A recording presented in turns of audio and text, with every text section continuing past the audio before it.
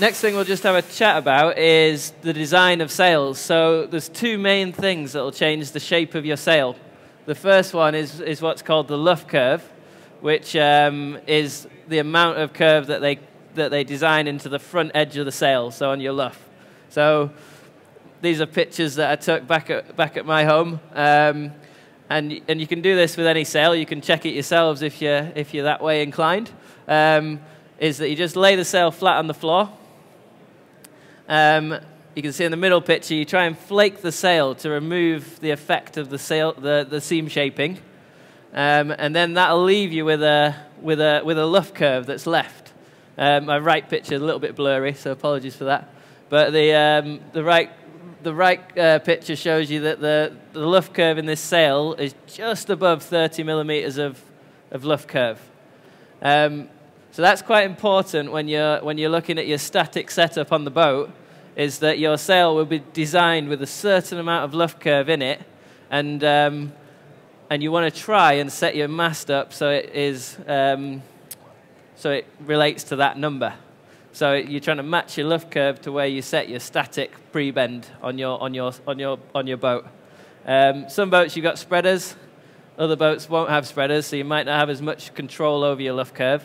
But on the 420 here, you've got the spreaders, so you can change your pre-bend to match what the curve is on the sail. So that's luff curve. And then the other main thing is your broad seaming, or your seam shape, which really simply put is when they have a curved edge and they sew it onto a straight edge. And that creates the depth in the sail. That's what creates the seam shape as you go across the sail. It's quite hard to manipulate the seam shape when you're on the water. That's a bit more of a built thing into the sail. The luff curve is much easier to manipulate when you're on the water. So you've got those two things. So talked a little bit about the design of the sails, but this is when you arrive in the boat park. So when you've just come from your long journey down to the club. Really important that when you rig your boats, your first thing that you're going to check is your mast alignment. So when you've rigged the boat, one of the things that's really important is making sure that you're on a boat with spreaders, is that the mast is set up with the spreaders equally deflected back from the mast. And the way to check this, it's quite a thing you could maybe do on some of the boats at the show here, is that when you stand by the side of the boat, if you sight it and you can see the bottom chain plates, if you line those up perfectly and you can only see one shroud, you should be able to cast your eye up towards the spreader point. And if your spreaders are perfectly in line, you'll only see one line all the way up to the spreaders. But if you start to see the shroud appear on one side of the shroud, then that's going to show you that one of the spreaders is either too far forward or back. So it's just a really easy thing to do. You just stand a couple of meters back from the boat, line it up, and then cast your eye up the rig, and you should hopefully see just one wire as you go up. And if you don't, then you just need to make the adjustment on the spreaders to get them in line. So that's really important. And one of the reasons why that's really key is that we want to make sure that the forces acting on the mast from the rig are equal on both sides. Otherwise, when you look up the mast, you'd see a bit of an S-bend in the rig as you look up the mast. So really important that your rig is being pressed at an equal force on both sides. So a lot of talk about spreaders. So this is from my 420 tuning guide that we use with some of the youth sailors. We have a crew weight when it's below 115 kilos combined. That's quite a lightweight team in a 420. We generally run the spreaders a little bit shorter, so 475. And on the crew weight, when it goes above 115, we push the spreaders out a little bit, and that'll make the spreaders longer. And the effect of that is quite simple, is that the shorter the spreader is, the less that it's going to support the rig. So if the rig is less supported, then it's allowed to bend more. So if the mast bends more, then it starts to stretch the cloth out, and then that'll flatten the sail. So if you go spreaders in, your mast will bend more, it'll start to stretch the cloth, start to bend more, and then you'll start to depower the rig. So lighter weight teams generally run with a little bit less spreader length, and the longer ones give the mast more support, keep the mast as straight as possible, and don't allow the bend to come in as early, so the mainsail stays more powerful. So it's something that the lads do in the 470 a little bit. You want to talk us a little bit about how you change yours, Luke? Yeah. So like the main fundamental reason for doing this is you want the sail to be set the same on each tack. So you don't want to come in off the water and go, oh, well, I was fast on one tack and slow on the other. You know, that's why all this symmetry that Jonny's talking about and getting that right is equal on both sides, because you want to at least be able to understand before you launch that you'll be just as fast on one tack as you are the other. And it's really important that, because the boat will just feel different. You know, your mainsail will sit differently on the mast because the mast will be bent one way. And you go out sailing and you'll feel the boat different on each tack, and you might not know why. And you're not able to know why until you've done these measurements on shore first. So we actually check the symmetry. Twiggy, my teammate here, and I, we check the symmetry every day before we go sailing. I mean, every single day we just check that the mast is harmonious, one side to the other. And it's a really good starting place. And I think that you could probably, something to think about as you go sailing more and more, and maybe there's club racing going on, you might find there's a lot of masts in the boat part that are not symmetrical. Yeah. And if you can kind of jump on that early, and you'll find yourself feeling good on both tacks. Yeah.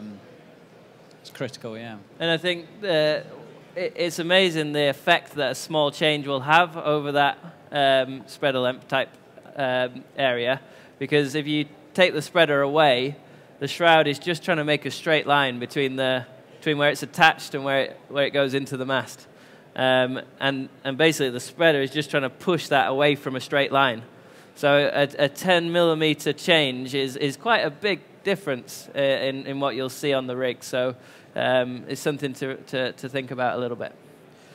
And then we move on to the other controls. So we've spoken about the spreaders on the mast, but on some boats you have controls lower down. So on 420 it goes, it's not a deck step boat, it goes all the way to the floor, and you have control at deck level, which is your chocks in the 420.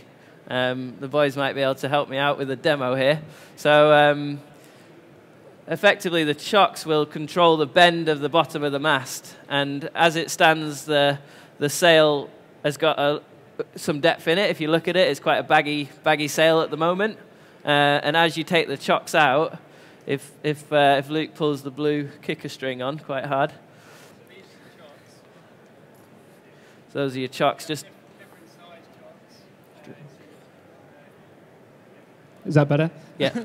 So you have different size chocks, just to enable you to put them in different positions and have the mast further back if you need to. So what we do is we normally take the rig tension off slightly to put them in and out. Luke, as you can see now, so we've taken all the chocks out, and what happens here is you just end up with this big crease coming in. So you can see that here. So this is the main one with the chocks, is it comes in sort of midway between the gooseneck and the spreaders. So this is one of the telltale signs that you've not got enough chocks on, because you're pulling so much through leech tension on with the main sheet that you're actually bending the mast so much that the sail can't take it anymore. So what we do, if Luke takes the rig tension off slightly.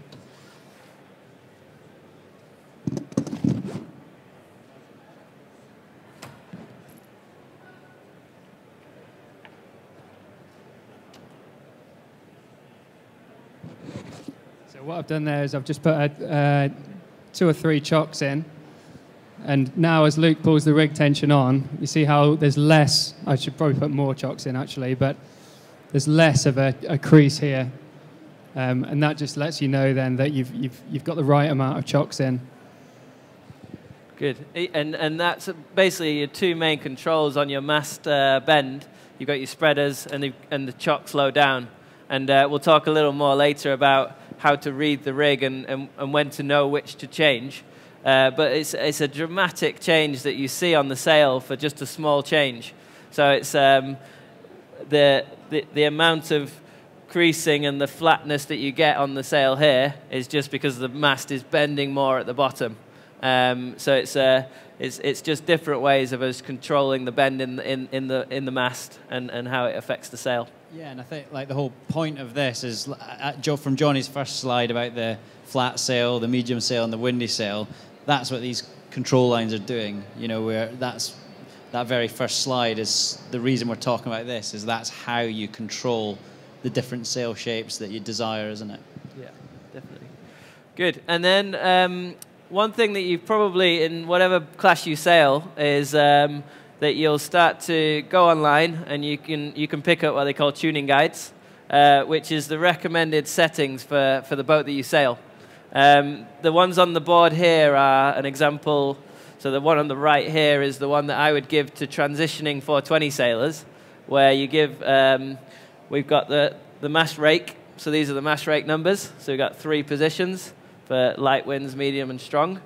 You've got the pre-bends, which is related to the luff curve and how much luff curve you need to put onto the pre-bend you need to put for the sail that you're using. You've got the tension in the rig, so that's your tension. These are the chocks, the number of chocks that Chris was talking about. Spreader length, which is covered up, and the other one is the mast foot position, which we haven't spoken about. But so that's your tuning guide that I would give to a transitioning 420 sailor, and then as you grow in the class that you're with, you might expand that a bit further, and then you get to a more advanced tuning guide as you learn the boat.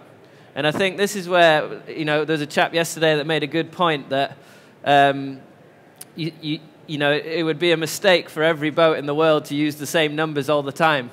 You know, you've got to learn your equipment. You've got to learn your style of sailing, and some people use different cuts of mainsail, different types of equipment. So everything has its own story to tell. So you have to set the boat up slightly differently depending on what equipment you use. So what we try to do is start with a ballpark place that we think that's pretty much going to be quite close, but it won't be perfect. And then you build on that, and you start to create your own more detailed setup beyond that point. So, but the best thing you can do as club racers or youth racers is to go online, see what your manufacturer recommends, and then start from that, and then work from there. So, tuning guides is a big thing. The boys, I mean, you've spent 15 years in a 470. Yeah. How often have you changed? Well, I mean, it does change a lot. I mean, these are sort of me and Twiggy's tuning guides. They sit in a very safe place, you know, under lock and key, you know, because it's everything that is so secretive. It's like the Formula One garage, you know, all the work they've done after the season and got the car ready to be faster next season. So, you know, Twiggy and I will have this really closely guarded, and we work really hard. We write it in North Korean down the boat so no one can understand it, you know, and neither can we.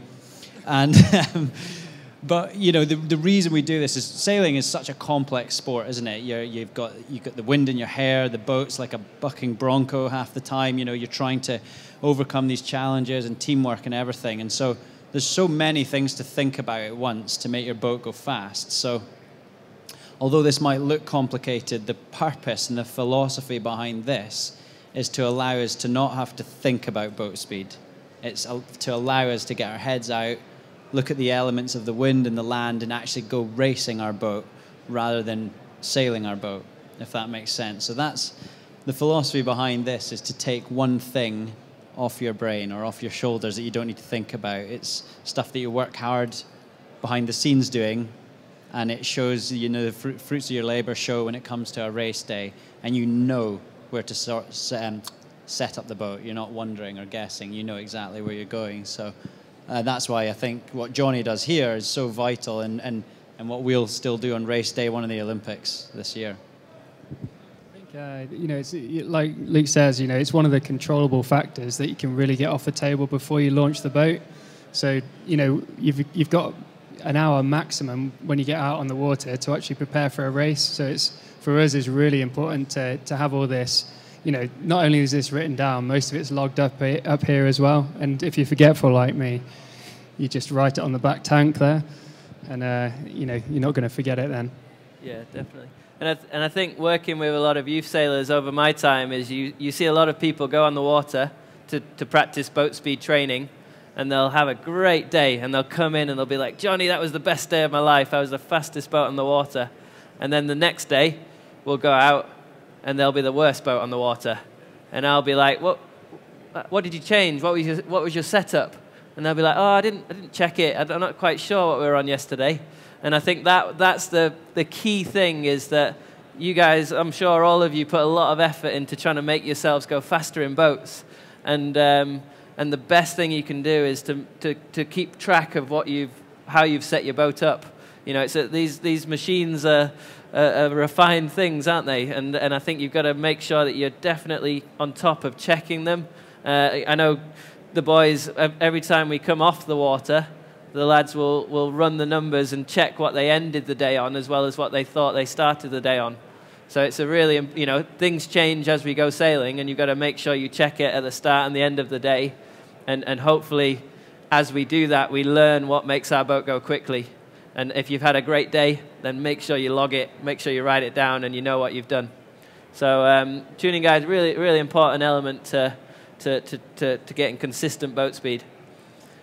And I think to go with that is how important you have to be in terms of the accuracy on how you measure things. So an example on the 420 is, we use what you call a luge gauge to check the tension. And if you're one number out on your tension number on the luge gauge, it affects everything else. So it makes the rake change by 1 inch if you're one number out on your luge gauge. So that's a 1 inch difference between being super accurate on your tension number. So something I always stress with the sailors that I work with is that you've got to be super precise with what you're doing. We talk about 35 millimeters of pre-bend is what we're measuring.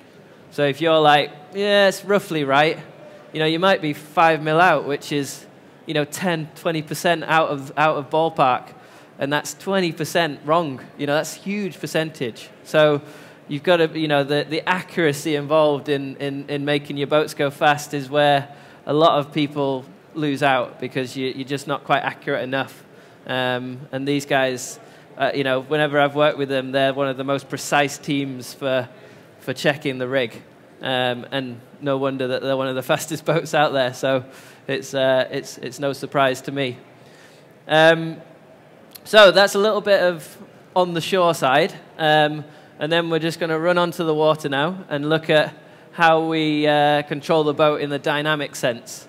So we'll just quickly run through some of the controls that we have. So we have the Cunningham, which affects what I call the fourth corner of the sail. So it's top left corner there where your telltale's flying. The Cunningham, what it does is it brings the draft in the sail forward, and it helps to open the top of the leach up. So it helps you to release the power, helps you to flatten the sail and release the power. So Cunningham, really important in the higher wind speeds. Kicker, really important, one of the biggest controls you've got. It is affected by how you set the mast up. So as you saw there, when we took the chocks away, Luke pulled the kicker on and the mast was allowed to bend. So if you keep the chocks in, the kicker is effective earlier and the mast will stay straighter. And what happens is that the leach of the sail will get tighter sooner. So the kicker is controlled a little bit by how you set the mast up, but it's a big impact over your leach tension and the overall depth of the sail. So you've got your kicker. Outhaul, so mainly affects the bottom part of the sail. The big one that people forget when you look at double-handed boats is how it impacts on the jib. So the jib slot and the breeze coming through the jib slot is affected massively by how you set the mainsail up. So that's one thing to definitely think about when you're when you're looking at outhaul depth and how much depth you put into the sail. So that's outhaul. And then the other one we have on the 420 is the strops. So that's how your mainsail bridle, if you like. And the height and accuracy on the height of that is really important to make sure that you've got enough leech tension when your sail's in the center. So it's not so important when you're in the big breeze because the boom's always out. But in the light winds, you've got to get the right height on that so we don't overstrap the main sheet. So those are your key controls. And then the thing that I'm huge about is how you read the rig. So creases is the thing that's going to help you to understand what's affecting the sail shape. So you've got to remember that a sail is a piece of material. It's no different to your T-shirt, your trousers. It's a piece of cloth. You know, and if I was to pull my T-shirt, it gets a big crease across it. And it's flattening it off. It's making a really defined crease where I'm pulling it. And that's no different to a sail. So if you start to pick up the crease, going really big crease that's pointing towards the spreader, then that's just showing you where the mast is bending. So if the mast is being bent at spreader point, so the mast is bending in the middle, look at these creases as arrows telling you where the mast is bending. So if it's pointing at the spreaders, that's the middle of the mast bending, and that's probably caused by either having too much pre-bend or pulling the kicker too hard. So that's you know, the crease pointing towards the spreaders. Think about the spreaders and how much the mast's bending up there. The lower creases, so the ones that we saw when we pulled the chocks out, that, again, think of the creases as arrows. They're pointing at the lower mast, and they're trying to tell you that the mast is bending low down. And that might be because you've got too many chocks out, and it might be that the mast is bending too much at the bottom. So those are the creases are your best friend, you know. They're going to tell you what's happening to your sail. And I think the way I've always thought of them is arrows pointing at the problem. So, but something that's really important is that the arrows, the creases are telling us that the sail is flat, but sometimes that's not a bad thing. So sometimes we actually want to have creases in the sail, and we want to know that the sail is flat because it's either light winds or really strong winds. So don't always think of them as bad things, but they're just telling you, giving you the feedback. So just run through the other ones. So we've got the one at the bottom here where, I don't know if we can do it, but if we take the tack line off, Twigs.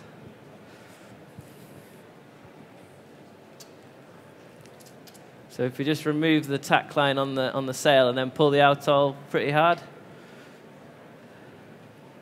If it works, yeah. So when you do that, what you'll see is you'll pick up this crease that's coming from the mainsail feeder, and it's pointing across to the bottom of the sail. So that's a real classic one you see quite a lot, is that the tack tie, we've done it to the extreme, but it's just showing you that the tack tie is too loose and that the sail is being pulled from the point above, and it's flattening the sail off to that point. So if you ever sail around and you see that crease appear, it's probably because your tack tie has slipped a little or it's a bit too loose. So another easy one to fix.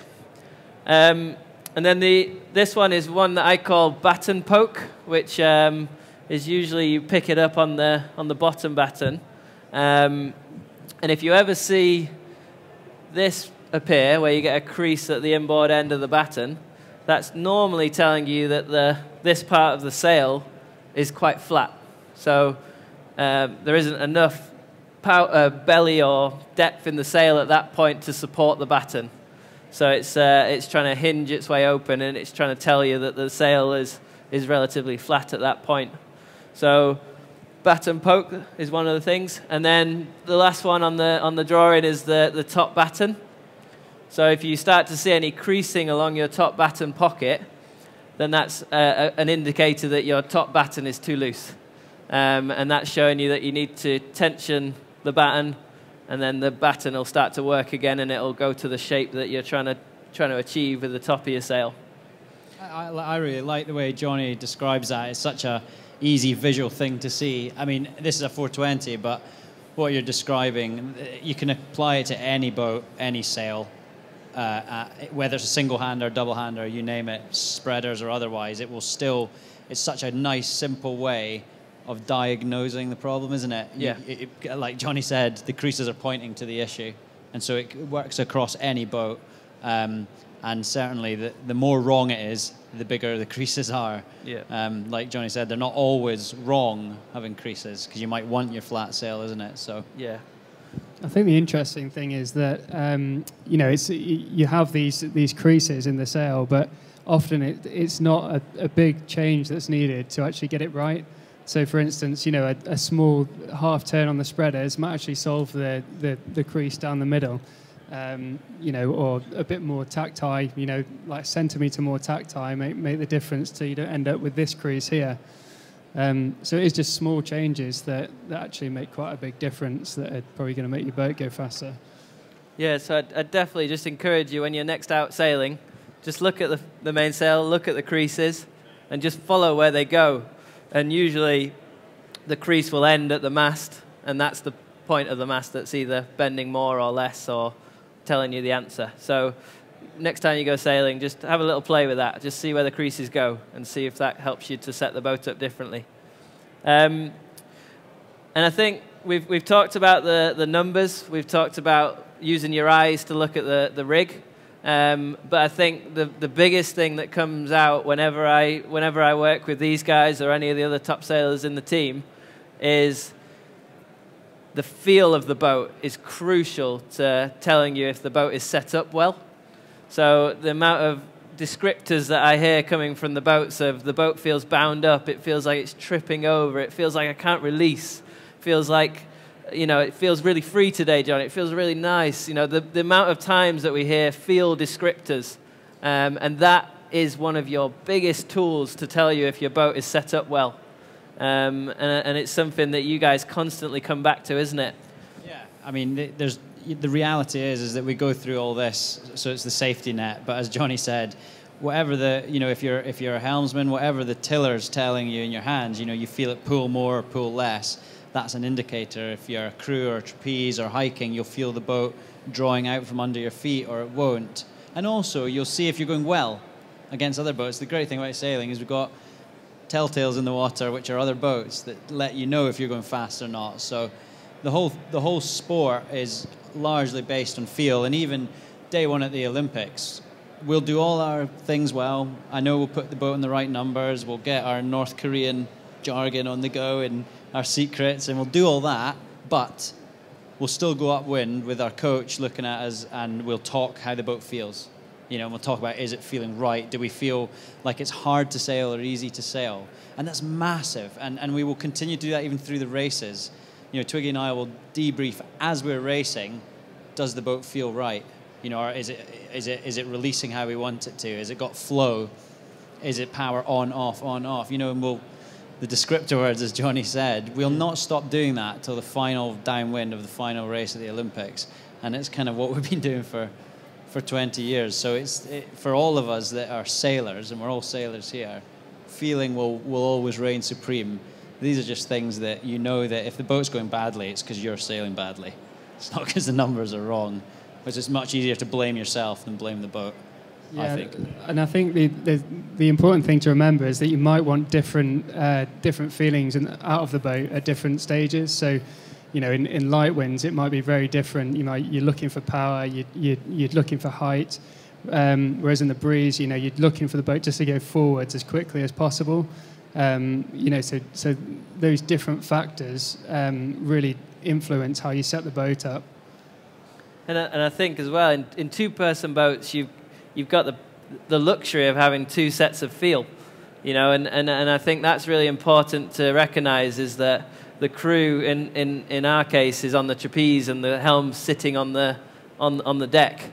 So you've got two very different feelings going on in the boat, and like Twiggy can probably feel the changes through his feet, through the balls of his feet, and through the harness and things like that. And it's a sensation that Luke won't have at the back of the boat. And I think that's really important to acknowledge in your boat, is that you will feel different things at different times. And that's where you've got to talk to each other, communicate, and actually, don't keep those feelings a secret between you and your helm, because that's what's going to ultimately trigger the change in the boat that's going to hopefully help the boat go faster. So I think the hard part is when you both feel different things, so like and trying to convey that to each other as well. It's quite easy to get lost in it all, but as long as you do communicate, then it's a lot easier.